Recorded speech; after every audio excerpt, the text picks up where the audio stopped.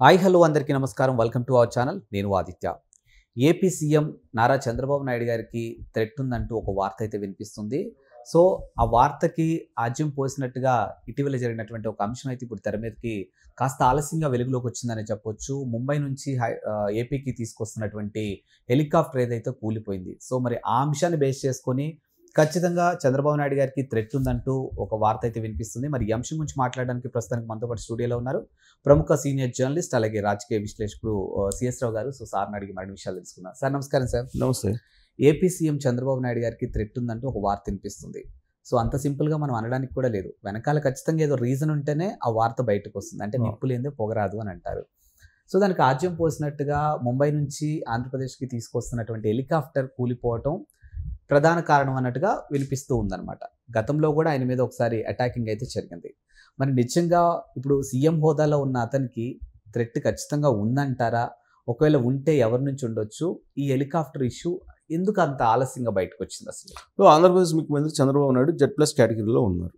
ఇప్పుడు కాదు, ఆయన మీద అలిపిరిలో 2003లో జరిగిన సంఘటన దగ్గర నుంచి ఆయన Z+ కేటగిరీ ఉన్నారు. Z+ కేటగిరీ కొనసాగుతుంది ఆయనకి. Z+ కేటగిరీలో ఉన్నటువంటి చంద్రబాబు నాయుడుకి ఎలాంటి ప్రోటోకాల్ ఇవ్వాలి, ఎలాంటి జాగ్రత్తలు తీసుకోవాలి అనేది కొన్ని నామ్స్ ఉన్నాయి.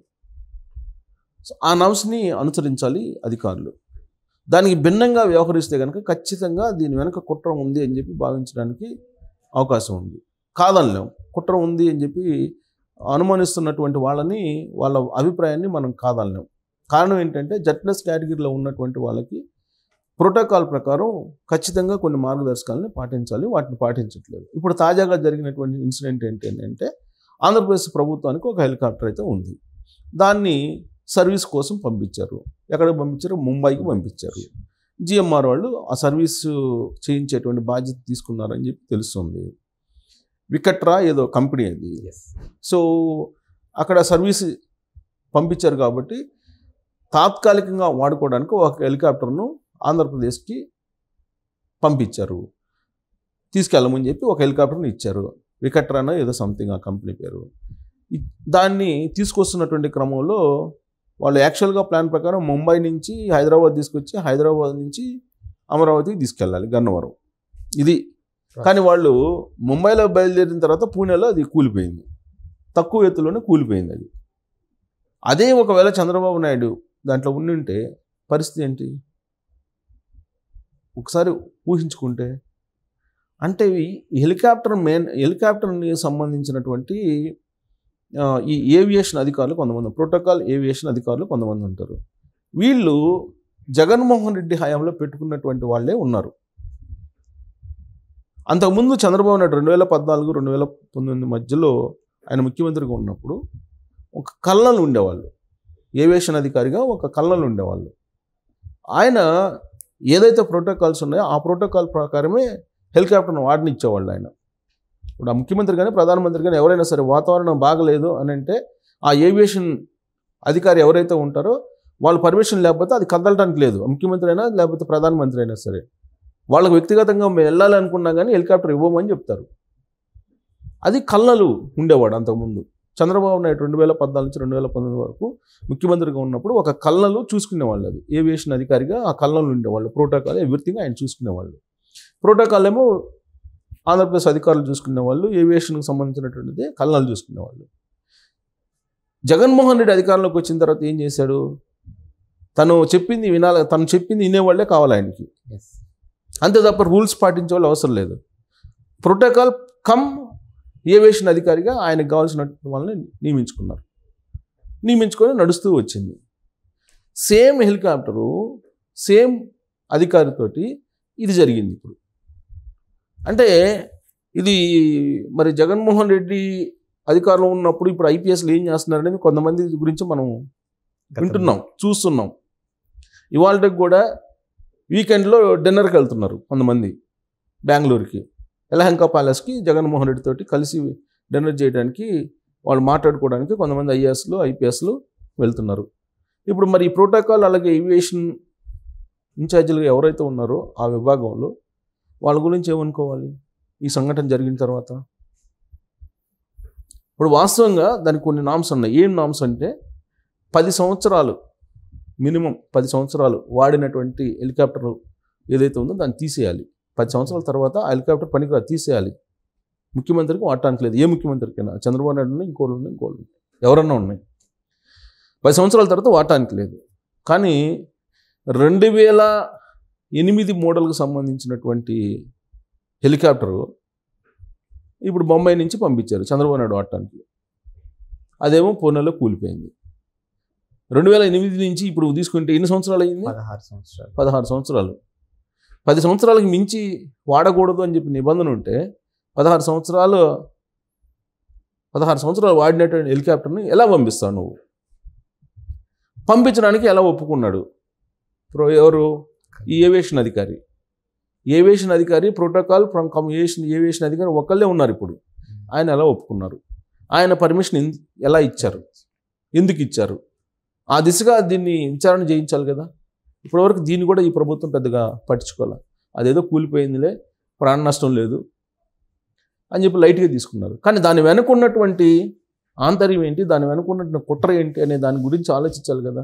ఎందుకు ఆలోచించాలంటే చంద్రబాబు నాయుడు మీద హత్య యత్నం జరిగింది అనేది మనకు ఎన్నికల ముందు తెలుసు. పొంగనూరు వెళ్ళారు. అక్కడికి అంగళ్ళు అనే ప్రాంతంలో చిత్తూరు వెళ్ళినప్పుడు అంగళ్ళలో ఆయన మీద దాడి చేశారు కదా, హత్యాయత్నం చేశారు కదా. ఆ రోజున ఆయనకు ఉండేటువంటి కమాండోస్కి కూడా దెబ్బ తగిలింది కదా. ఆ రోజు హత్యాయత్నం జరిగినప్పుడు హత్యాయత్నం జరిగిందని చెప్పి కేసు నమోదైంది కదా. ఆ రోజు చంద్రబాబు నాయుడు కూడా చెప్పాడు కదా హత్యాయత్నం జరిగిందని. మరి హత్యాయత్నం చేయడానికి కుట్ర పన్నుతున్నారు అనేది అప్పట్లోనే తెలిసింది కదా. అనేక సందర్భాల్లో చంద్రబాబు నాయుడు తుదముట్టించబోతున్నారు అనేటువంటి అనుమానాలు వచ్చాయి కదా. ఆయన జైల్లో ఉన్నప్పుడు వాళ్ళ కుటుంబ సభ్యులే ఏం చెప్పారు? చంద్రబాబు నాయుడిని భౌతికంగా లేకుండా చేయడానికి కుట్ర పన్నుతున్నారు, జైల్లోనే చంపేయాలని చెప్పి కుట్ర పన్నుతున్నారని చెప్పి వాళ్ళ కుటుంబ సభ్యులే చెప్పారు కదా. మరి ఇన్ని కోణాల నుంచి చంద్రబాబు నాయుడికి ప్రాణ అపాయం పొంచి ఉంటే ఈ హెలికాప్టర్ ఇష్యూని ఎందుకు లైట్గా తీసుకున్నారు? హెలికాప్టర్ ఇష్యూ అది చిన్నదిగా ఎందుకు తీసుకోవాల్సి వచ్చింది? అప్పుడు ఆ ఏవియేషన్ అధికారి మీద చర్యలు తీసుకోవాలా పర్లేదా? ఏవియేషన్ అధికారిని అడగాలి కదా. 10 సంవత్సరాలకు మించి ఓల్డ్ అయినటువంటి హెలికాప్టర్ని వాడకూడదని చెప్పి నిబంధనలో ఉన్నప్పుడు నువ్వు ఎందుకు 16 సంవత్సరాలు వాడినటువంటి హెలికాప్టర్ని నువ్వు ఇచ్చావు? అంటే చంద్రబాబు నాయుడు మీద కుట్ర జరుగుతుందా? ఎక్కడి నుంచి కుట్ర జరుగుతుంది? ఏ రూపంలో ఎటువైపు నుంచి జరుగుతుంది కుట్ర అనేది రావాలి కదా. రకరకాలుగా చంద్రబాబు నాయుడు తుదముట్టించడానికి అనేక శక్తులు ప్రయత్నం చేస్తున్నాయనేది ఆరోపణలు చేస్తున్నారు కదా, తెలుగుదేశం పార్టీ వాళ్ళే చేస్తున్నారు కదా. మరి దీని మీద ఎందుకు డిమాండ్ చేయట్లేదు? ఈ కుట్ర వెనక దాగున్నటువంటి నిజాలు ఏదో బయట పెట్టండి అని చెప్పి ఎందుకు అడగట్లేదు వీళ్ళు? జగన్మోహన్ రెడ్డి ముఖ్యమంత్రిగా ఉన్నప్పుడు హెలికాప్టర్ను వాడినటువంటి దాన్ని తీసుకెళ్ళి సర్వీసింగ్ ఇచ్చారు, బాగానే ఉంది, సర్వీసింగ్ ఇచ్చారు. ఆ హెలికాప్టర్నే చంద్రబాబు నాయుడు వాడాలనుకుంటున్నాడు. ఆయనకేమో ప్రజాసొమ్ముని చాలా భద్రంగా వాడటం అలవాటు. ఇదే జగన్మోహన్ రెడ్డి మళ్ళీ అధికారంలోకి వస్తామని చెప్పి భావించి 3 హెలికాప్టర్లను బుక్ చేశాడు. ఆయన జీవోలు కూడా ఇచ్చాడు. 3 హెలికాప్టర్లు, కొత్త హెలికాప్టర్లు తెచ్చుకోవడానికి జీవో ఇచ్చాడు కదా. పోనీ ఆ జీవో ప్రకారమైన కొత్త హెలికాప్టర్లు తెచ్చుకోవచ్చు కదా చంద్రబాబు నాయుడు.